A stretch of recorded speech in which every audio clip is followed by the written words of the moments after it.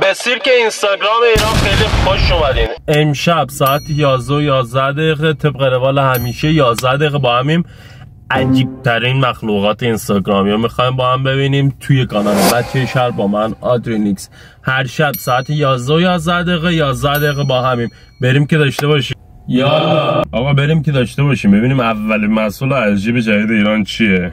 Hi everyone, today I want to speak about Muhammad Ali. What happened to him? Speak about? He had a history of trauma. Now he is 70 years old.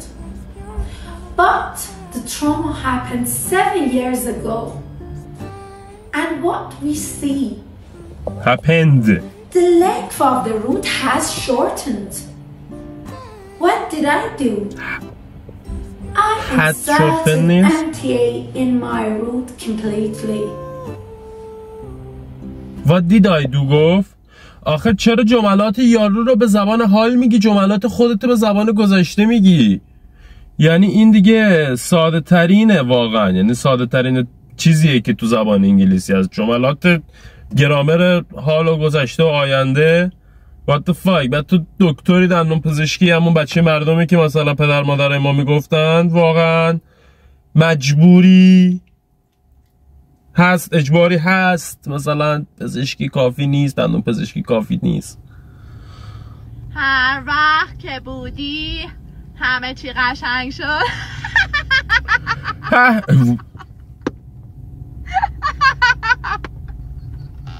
حاجی این برات نسخه بعدی آنابل خیلی چرا اینجوری مثلا این دوست پسرش فرار نمیکنه وقتی میخنده؟ نمیشه خندوندش اینو، یعنی خطر داره خندوندنش. Of course که وزلی انتخاب میکنم. I love وزلی. خدا رو شکر که تو وزلی رو انتخاب میکنی. I'm وزلی fan. See you soon. خب بچه ها داره انجام شین. امروز از خدا ممنونیم به خاطر اینکه فن بزیله ایشونه. واقعا خدای شکرت، خدای ممنونیم ازت. من نه که بزیله گوش نمیدم ولی خب این غلظت فن بودنی که هست واقعا خدا رو شکر فنشینه. واقعا امروز به ایده درآمدی خفن رسیدم. خب میخوام اینو با هم دیگه شیر بکنیم، آخرش هم به نتیجه خفن با هم برسیم. نابغه قرن پیدا کردم با استفاده از یوتیوب، کپکات، آمازون، سایت 11 لبز و چت جی پی تی یه کاری میتونی بکنی. خب پشمات میریزه. گوش بده. معلومه با این همه دور هم میتونی کاری بکنی. سشوار پرفروش دنیا به صورت مثال دارم میگم. بعد میری توی آمازون چکش میکنی که آیا درسته یا نه، فروش داره یا نه. بعد میای عکساشو از توی گوگل دانلود میکنی. خب میبری توی کپکات میذاری پشت هم. بعد میای میبری تو چت جی پی تی میگی آقا آی چت جی پی تی من 5 تا از پرفروش‌ترین سشوارهای دنیا رو میخوام به معرفی بکنی و به هم یه متن تبلیغاتی بدی راجع به هر کدوم کوتاه، مثلا 3 خط. بعد میبری اون متنا رو کپی میکنی میبری توی سایت 11 لبز. از اونجا به صدا تبدیل میکنی، خروجیشو میگیری میبری توی کپکات که عکس‌ها رو دانلود کرده بودی پشت هم گذاشته بودی که ویدیو تو حاضر بکنی، ویدیوی تبلیغاتی تو. ویدیوی تبلیغاتیت که حاضر شد میبری آپلود میکنی توی کانالی که ساختی داخل یوتیوب. اونجا میذاری لینک دوباره میبری. افلیت مارکتینگ آمازون باید داشته باشی. اگه هم نداشته باشی من مال خودمو میدم، با هم دیگه شریک میشیم. اینجاش اصلا مهم نیست. میذاری اینجاش که خیلی مهم نیست. هر روز این کارو انجام بده. من قول بهت میدم از ماه سوم به بعد بین 500 تا 1000 دلار درآمدته. هزینه اولیه‌اش هم فقط این که 11 لبز رو بری ماهانه فکر کنم اولش 11 تا 15 دلاره. کپکات پروش رو بخری و چت جی پی تی هم پرو بخری. کلا رو هم رفته 50 دلار هزینه می‌کنی ولی یه کارآفرین میشی برای خودت. متوجه شدی؟ موفق باشی.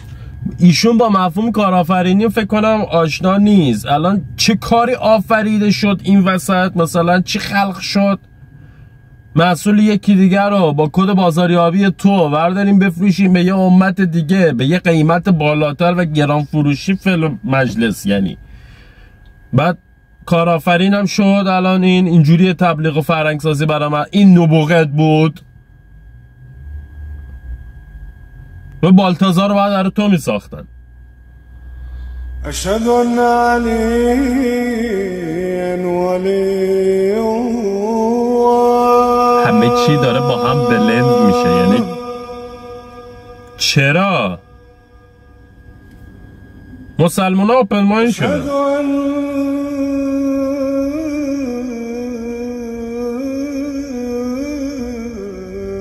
با اذان دیگه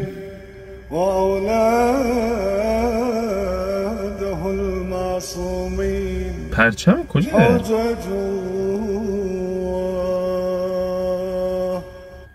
چرا باید الان؟ نمیگم که اعتقاد نداشته باشن این دوستان اینجوری ها، ولی خب هر چیزی باید مرزش مشخص باشه. یعنی شما موافق نیستین، نمیشه که همه چی با هم اینجوری بلنچی که هرچی که با هم مخلوط چی که خوشمزه در نمیگه.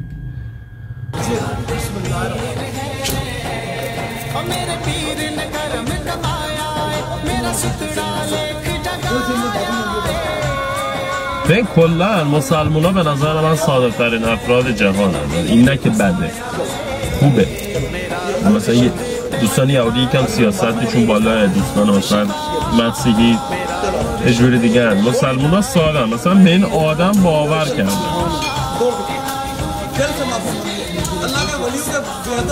مثلا باور الان شفا پیدا کرد.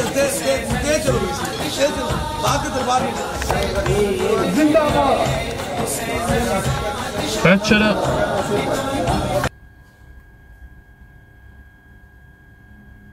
پاکستانه؟ چه جوریه؟ من این پیج خودش واقعا اصلا عجیبه برام این فرد، اینقدر فالوور داره، اینقدر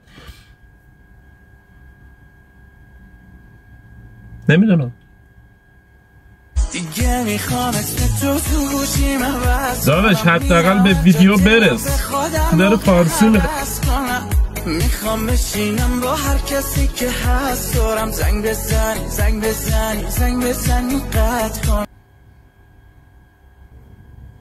من انقدر پسر ساده و مظلومی هستم که هر دختری منو یه جای خلوت ببره هر کار دلش بخواد میتونه. تو اگه انقدر پسر ساده و مظلومی هستی بیا پسرها هر جای خواستن ببرنت، هر کاری خواستن باید بکنن. میگیری چی میگم؟ چرا دخترها اصلا ببرنه؟ تو اگه انقدر ساده و مظلومی بیا پسرها میبرنه در کار خواهد، بعد ما بهت میگیم مظلوم. علی 100 تومن بهت میدم بزنی برقشون قطع کن.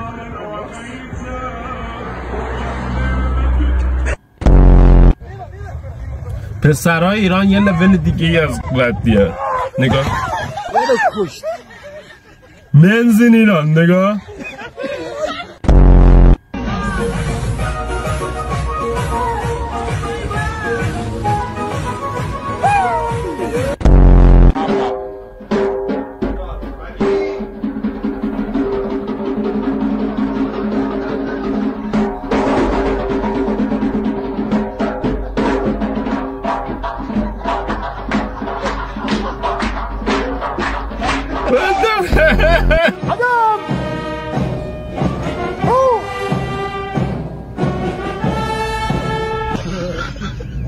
وای با اونا راه افتاد.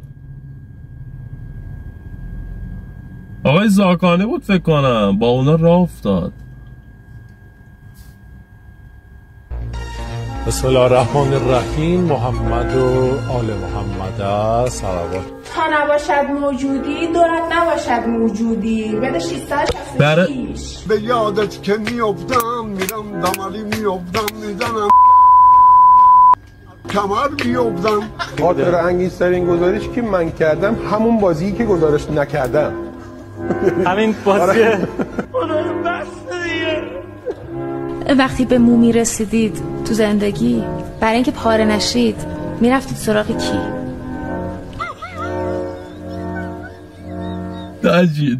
چرا باید به یارو بگی برای اینکه پاره نشید؟ آخه به نظر شما عمدی نبوده؟ یعنی تو صدا سیما میتونه اتفاق بیفته؟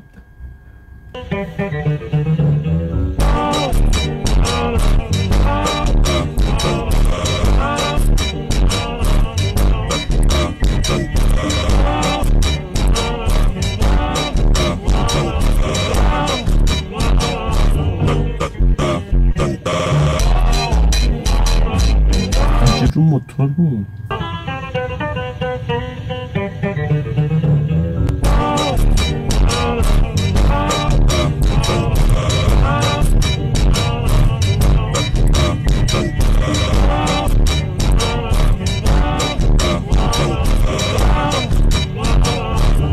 4 بس باش ایمنی صفر تو ایران، ایمنی صفر. ایران is not for beginners. حاجی این نمیدونم کجای دنیاست. این مرگ یاروه، اون میت بود داشتم میکشیدن. این یه نوع عزاداریه. کسی میدونه کجاست؟ حاجی من واقعا کجا نگاه؟ یه نوع عزاداریه مثلا.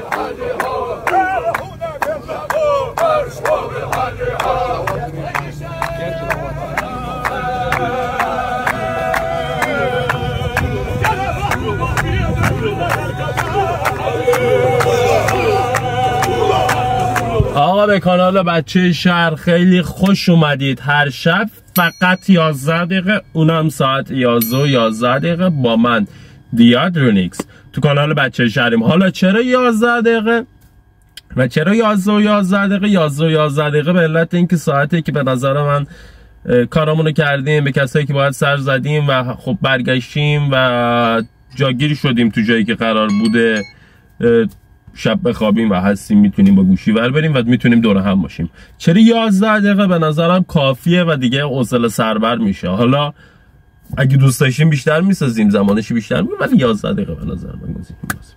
شما هم پس با این اوصاف 11 باشید، سابسکرایب کنید، به جمع ما بپیوندید و دوست داشتید معرفی کنید تو اینستاگرام دیادرونیکس. فردا شب ساعت 11 و 11 دقیقه 11 دقیقه دیگه میبینمتون.